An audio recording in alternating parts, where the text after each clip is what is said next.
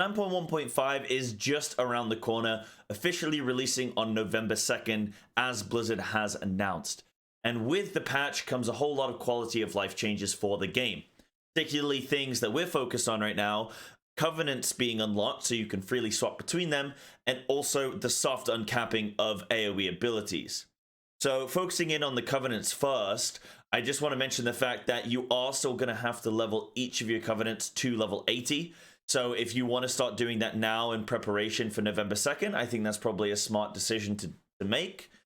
Unfortunately, you're not going to be able to just have all covenants level 80 as soon as November 2nd hits.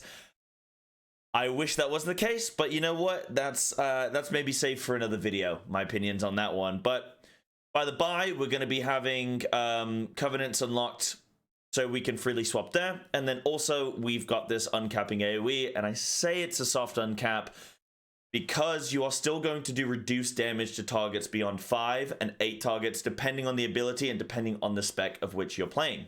But for survival particularly, there are some interesting interactions with this uncapping of AoE because of how some of our abilities work. And I want to kind of get into that now at the beginning of this video. So right now with survival, you know, when we first initially heard about this uncapping of AoE, it was like, oh, this is amazing. We're going to be able to have uncapped carve, which is going to, you know how the carve works, right? Where you get a 1 second reduce of your bomb per target hit by your carve up to a maximum of 5 targets, because that's how many targets carve is capped at right now. And so you would think in your head, oh, well, when survival gets uncapped and carve it becomes uncapped, then we're going to be able to hit, you know, 20 targets and get, you know, between 12 and 20 seconds off of our bombs.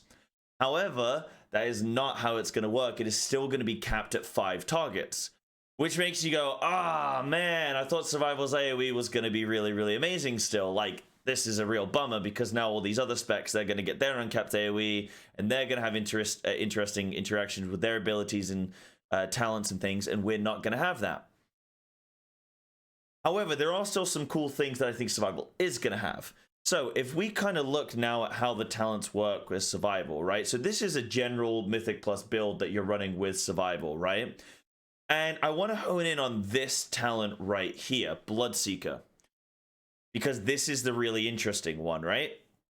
So when your kill command causes the target to bleed for damage over 8 seconds, right?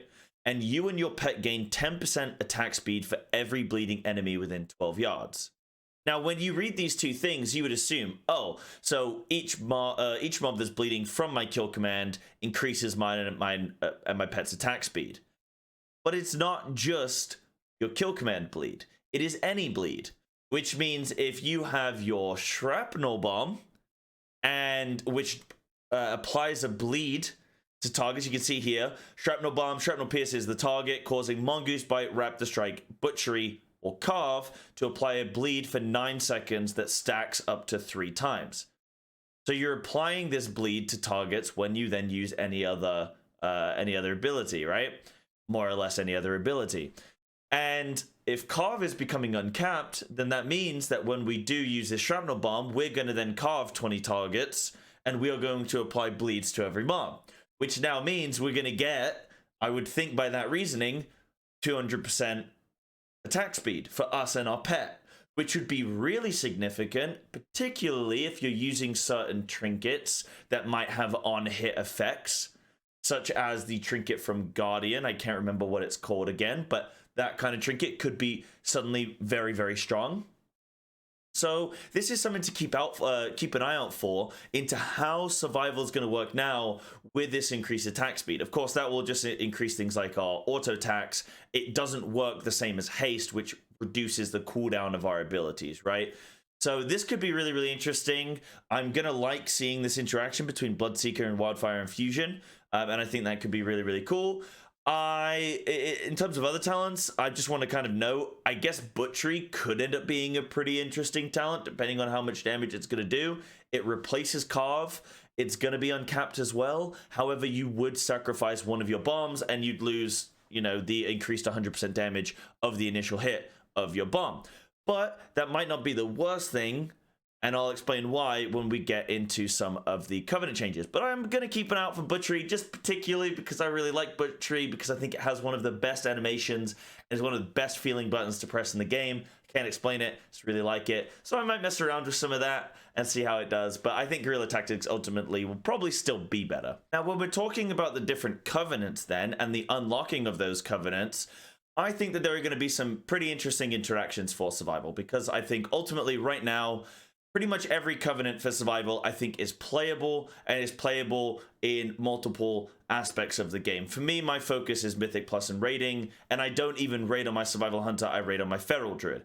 So for me, my primary focus is Mythic Plus, and I think in Mythic Plus, you could pretty much play any Covenant right now, and you would do really well. And I don't think that there's any particular Covenant that is really lacking. I think Venthyr is going to be really nice in 9.2 for some smaller targets, or some, you know, more prio targets, single target fights in Mythic Plus. Potentially dungeons like Mist of Turner Scythe, where you're more focused on the first boss, and then also in the maze, where oftentimes if you're not pulling additional mob packs through the walls and through the mazes, then you're only going to be killing up to 5 mobs at a time.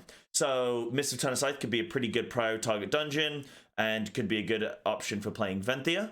Also, you have Theatre Pain, where it's very boss heavy. Also, you have a lot in Zavswing, you have a lot of single target mobs, or in Colthorax room, in the Mage Quarter, you have a lot of 2 to 3 targets at a time kind of packs. So again, Venthyr could be pretty good here, because you're not getting into these massive uncapped AoE pulls.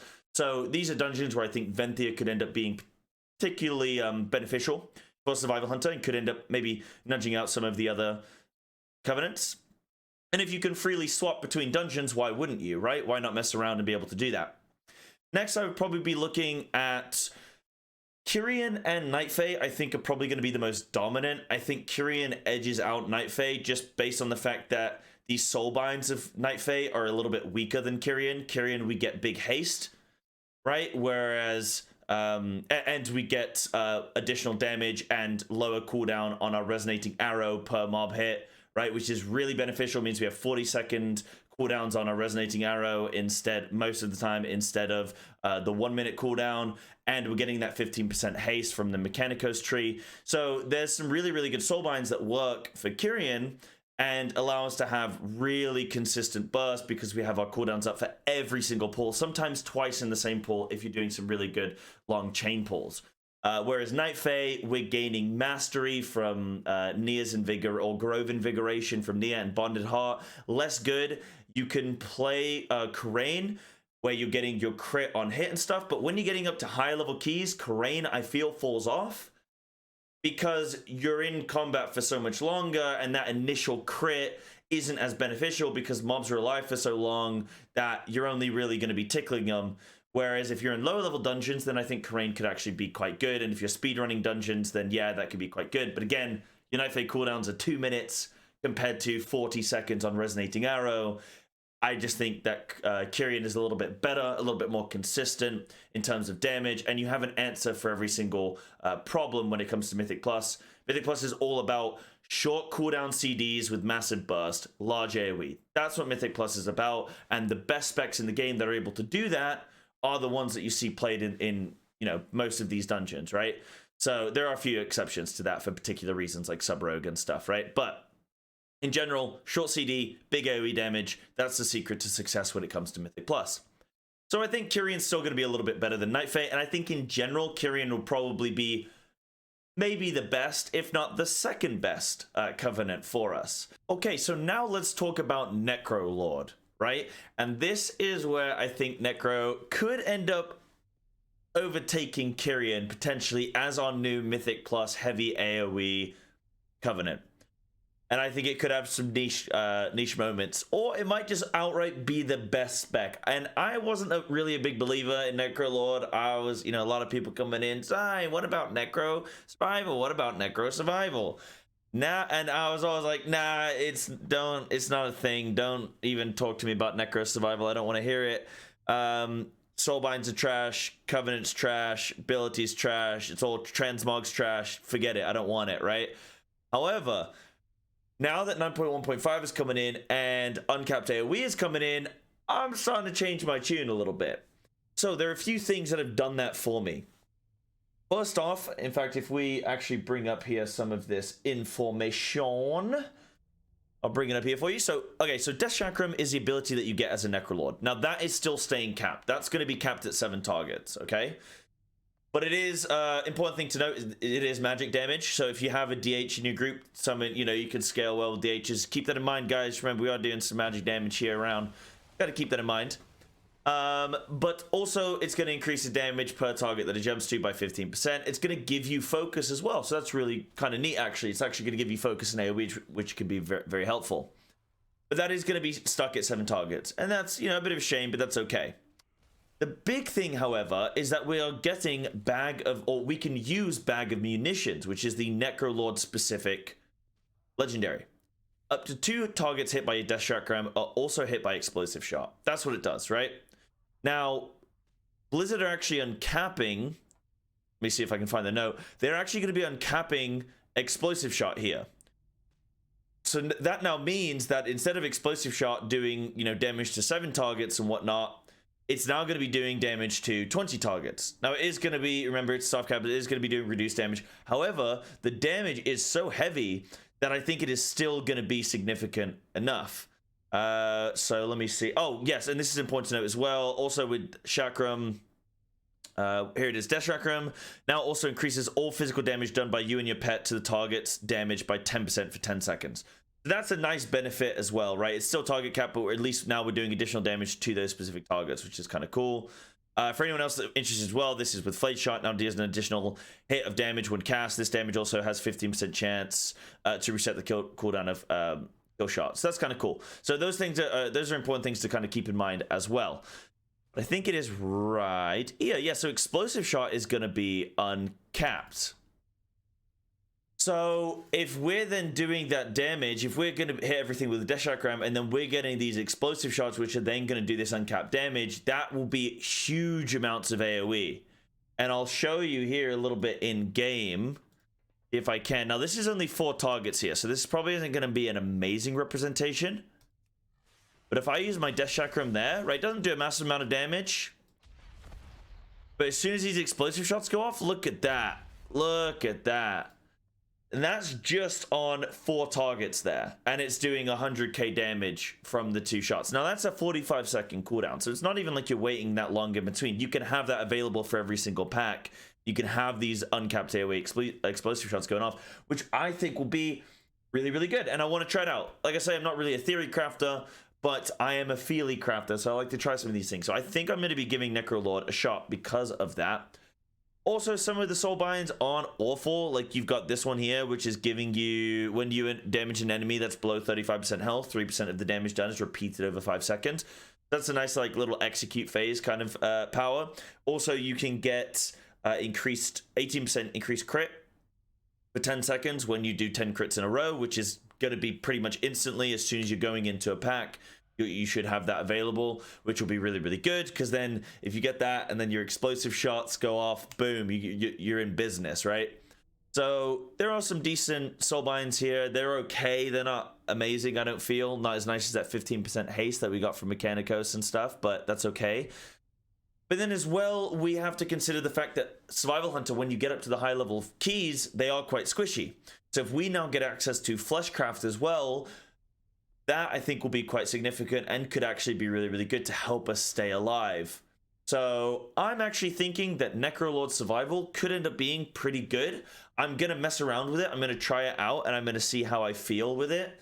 Again, like, let's just kind of do a little throw this out. Oh, nice. We've got 2 central ones. Big. Oh, wait. How did we get 3?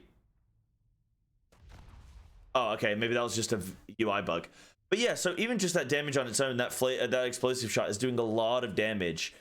And because it's fire damage, it should scale with DH buff as well. So that could be nice to bring a Survival Hunter to a Magic comp as well. That's just something to consider.